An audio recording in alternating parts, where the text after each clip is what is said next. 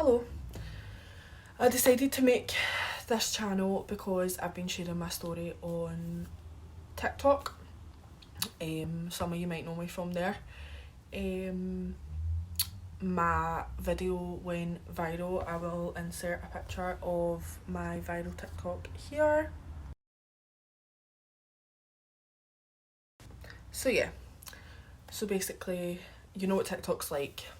You can only post so much on there. So I decided to make this channel so that my story gets out there. I asked over on my TikTok, in fact, first before we get to that point, I'm going to throw a trigger warning in here. If you're triggered by rape, sexual abuse, sex trafficking and domestic violence, then this channel just isn't for you, because that is all I'm going to be speaking about on here. So if it's something that you can't watch right now, please click off and try and find something else to watch. So I asked over on my TikTok what questions people wanted me to answer about my abuse, and I have 6 pages here just for just now. I probably will make a part 2 to this. I'm not entirely sure yet, but I have 6 pages of questions, so I'm gonna kind of take a break in between because it is still quite difficult to speak about. So yeah, please bear with me. I'm gonna try not get upset throughout this video, but again, you never know. So the first question is, have I seen my abuser since I escaped him? And the simple answer to that question is yes, I have seen him since. I've seen him multiple times since, in various different places. The second question was, did I know it wasn't normal? At first, no, I didn't know that it wasn't normal. It was my first relationship that I had been in. I didn't really know anything else other than him. So no, I didn't know any different. The third question is, what makes me stronger? And quite simply, it's my kids, but especially my son. He kind of reminds me that yes, what happened to me was very traumatic, but I got him out of it, so yeah. So then someone else has asked, how do I feel about seeing people who look similar to my abuser? And as you can probably tell from my face, it quite frankly terrifies me. Absolutely terrifies me. But it's really weird because if I seen my abuser, I'm not scared of him. I'm scared of the idea of him, but I'm not scared of him as a person, if that makes any sense. Someone's asked my best coping mechanisms, but to be honest with you, I don't have any coping mechanisms. I just try and not think about it. I try and, when I'm having off days, I just surround myself with things that make me feel safe and that remind me that I'm not in that life anymore. So then someone else has asked, how do I feel about seeing people who look similar to my abuser? And as you can probably tell from my face, it quite frankly terrifies me. Absolutely terrifies me. But it's really weird because if I seen my abuser, I'm not scared of him. I'm scared of the idea of him, but I'm not scared of him as a person, if that makes any sense. Someone's asked my best coping mechanisms, but to be honest with you, I don't have any coping mechanisms. I just try and not think about it. I try and, when I'm having off days, I just surround myself with things that make me feel safe and that remind me that I'm not in that life anymore. So someone else has asked, when did I know that it was abuse? I didn't know that it was abuse until, do you know, I don't even remember. I just remember knowing that it didn't feel right, and I didn't want it to happen to me. That's all I really remember. But I never really seen it as abuse until I was out of it, because like I said, I was young. It was the only thing that I knew. So yeah. Someone's asked, has anyone tried to contact me about my son? Yes, my abuser has tried to contact me. He's only ever contacted me about my son once, and it was show me my baby. And when he didn't get an answer from me, he never messaged me again. Someone's asked me, would I face him again? And yes, absolutely I would. I would love to sit down in a room with him and just talk to him. Just talk to him again. Like, I would love to just ask him why he thinks that is right. Now, I know why he thinks that that's right, but I would like to hear it from him. Did I feel in love before I realised that it wasn't right? Yes, I was in love. I was in love right up until probably 2018. I was still in love with my abuser, because although he did horrible, horrible things to me, he was the first man that showed me love. And I think I always wanted that from other partners, but it was him. What did school friends think when I was missing? I didn't really have friends in school.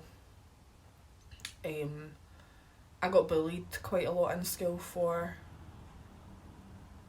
my abuse. So they probably just thought that I was attention seeking. Someone's asked, did I get rewarded? No, I didn't get rewarded. I got abused. I didn't get things bought for me. I didn't get anything like that. So, no. It was very much a bad relationship from the start. Someone asked a really interesting question, and it was, did I eat as normal and did I shower as normal when I was being trafficked and abused? So, I didn't eat often. Food was kind of like a luxury, if that makes sense. I showered at least 3 times a day, purely because of the amount of times I was being raped. I had to keep myself clean for the next person that was going to rape me. Someone's asked, did I live with him? No, I didn't live with him. I lived with my mum, but I suppose you could say I lived with him, like when I was missing and stuff like that. I was at his house, so yeah. Did I want to leave before I got pregnant? Yes, I did. I wanted to leave years before I fell pregnant with my son. I just didn't have the strength to leave. I didn't have a reason to leave. But when I fell pregnant with my son, it was like Mama Bear just took over, and I was like, no, this isn't happening to me anymore. Something has to be done about this now. Someone asked a really, really, really good question, and it's, what made me stop self-destruct mode? Now, I didn't stop self-destruct mode until 2020. And it was my daughter's dad that made me stop self-destruct mode. He showed me what a genuine partner was, someone that loved me for me, and that he wasn't just after one thing, and he wasn't giving me things to get anything in return. So yeah, my partner made me stop self-destruct mode, and obviously falling pregnant with my daughter. Did he ever try and get me back? Yes, he did, many times. He would send me videos of him singing Mariah Carey, We Belong Together. He would message me and tell me that he was sorry and that he loved me and it would never happen again and all of this stuff. Was he always an abuser? Technically, yes, he was always an abuser because he always had an ulterior motive. He knew that when he first got with me, it was to groom me into being sex trafficked. So yeah, he was always an abuser. So someone asked if he ever threatened threatened me with my family. Yes, he did. He constantly threatened me that he would hurt my mum and my sister. And that is how he managed to get me to stay for so long. How did he explain trafficking? He didn't explain it. He basically just told me that I had to go somewhere. And off we went in the car. It was never an explanation. There was never anything like that. It was just, you did what you were told or you paid the consequences of being severely beaten. Someone asked, was there any other girls? Yes, there was. I was one of 25 girls that he was abusing. Someone else asked, why did he not call me Tony? To be quite honest with you, I don't remember. Was he ever charged? No, my abuser was never charged. He fled the country. Fled the country before he could ever be charged. Was anyone actually nice? Yes, they were nice. Some were nice. I'll go into a wee bit of detail. There was 2 boys that I can remember kind of straight away that used to say to me, what are you doing here? Why are you here? You're better than this. You're Scottish. You don't deserve this. This isn't the life for you. You need to go. You need to get away from this. But I couldn't. I will never ever forget those 2 boys, ever. It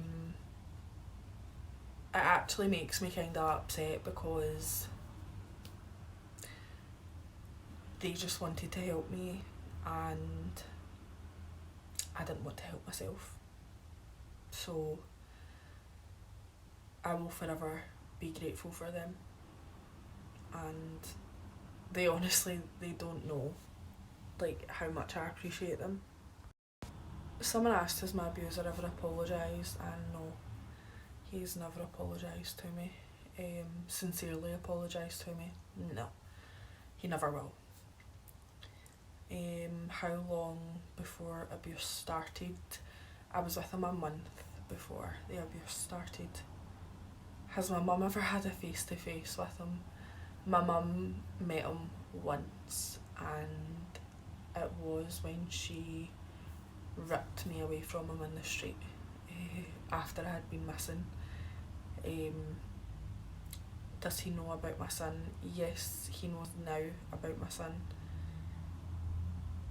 Where did we live? We lived in Govanhill, at his aunt's house. Was he on drugs?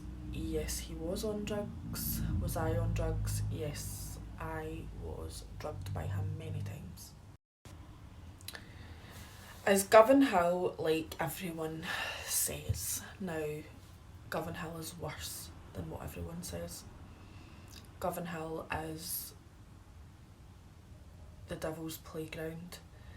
Literally, people like Alex Kearney and James English and so on and so forth haven't even scratched the surface of what Govanhill is like.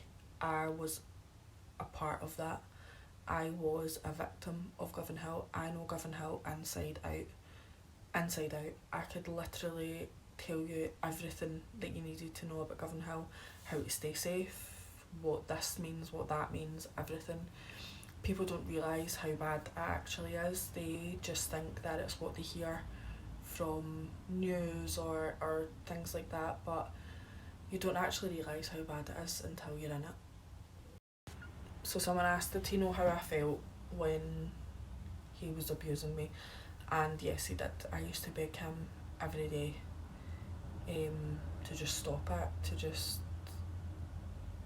to love me, basically. Did I ever get money? No, I never got money. Was it on contraception? I was on the pill, but I didn't start the pill until I was 14, 15. Protection, i.e. condoms, yes. I always use protection because you've got to remember these people that are sleeping with me when I'm underage are paedophiles. They don't want to leave any trace of themselves anywhere near me. So yes, it was always protected sex. So yeah. So someone asked a very interesting question. Is it a cultural thing? And quite simply, from my experience now, again, I can't speak for all Slovakian people. I can only speak for the small community of Slovakian people that I knew. And yes, it's absolutely a cultural thing with them. It's what you call a learned behaviour. He learned that behaviour from his dad. His dad learned that behaviour from his dad, and his dad learned that behaviour from his dad, and so on and so forth. Like, it's a learned behaviour. You don't just automatically become an abuser. You have to have seen it somewhere, like even if it's a film, a TV show, a book, anything. Someone else asked, do I now have my bond back with my family? And absolutely I do. Not all of them, but the ones that matter I now have my bond back with. Mine and my mum's relationship is as strong as ever, if not stronger. So yeah, I'm finally able to speak to my mum about it and tell her how I'm feeling. Same goes with my dad, probably. If I did reach out to my dad and ask him if I could speak to him about it, he probably would sit and listen to me about it. But unfortunately, as of right now, I won't reach out to my dad. If anything, it would be my stepmom that I'd reach out to speak about it. I just don't think that it's something that my dad should be hearing about. So yeah, but I have my bond back with my family now, thank God. This is a very good question. Are my family paranoid about me getting into new relationships? And absolutely they are, especially my mum. Very paranoid, which is completely understandable. Someone else asked, did I ever want to go back? And yes, I did. After I had escaped, and it was about a week later, all I wanted was my abuser, because as much as he abused me, he made me feel safe, and he was my safety blanket, and I no longer had that. So yeah, I did want to go back, and probably given half the chance, I would have went back if he was still in the country. So I thank my lucky stars every day that he wasn't. So someone's asked if I ever had counselling, and the short answer is no. I've never felt the need for counselling. Someone else has asked have I accepted my trauma. Yes, I have accepted my trauma. It took me a very long time to accept my trauma. Very long time. But I did. I now have accepted it, and I have moved on with my life. I'll never forget it, but I have learned to cope with it now. Someone else has asked how my family felt, and my family were absolutely devastated, obviously, as any family would be. Absolutely devastated that, one, I'd been abused, but also that I was now pregnant at 15, had my child at 16, and had to give him to my mum because I couldn't look at my son without seeing my abuser. So how did I get into escorting after my abuse? Now that is a good question.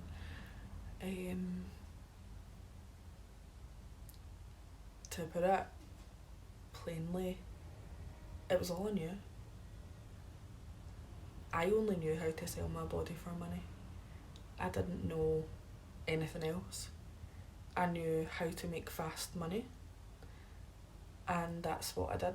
At the end of the day, I had to keep food in my belly, a roof over my head, shoes on my feet and clothes on my back, and the only way I knew how to do that was to exploit myself, and that is exactly what I did. I exploited myself, and here we are today. So I have a Sky News update, and for those of you that don't know, I am working with Sky News, speaking about my abuse. So I have completely finished filming now, so it's all done, it's all edited, it's all ready to go. I have put it on hold because of what's going on in Ukraine, because first and foremost, that is a really, really, really, really serious issue, and I don't want to put something out there that, one, is going to get overlooked because everyone's talking about this war, and two, just out of respect for Ukrainian people. So yeah, as soon as it's going out, I will let everybody know, but I'll definitely keep you updated. So that's all the questions that I'm going to do just now. I was so nervous for putting this out there, but do you know what? I've done it now. Hopefully it gets an alright response, but thank you to everybody who has supported me in this, and it has made me do this, because I probably wouldn't have done it if I wasn't bullied into it by some of my TikTok followers. So thank you.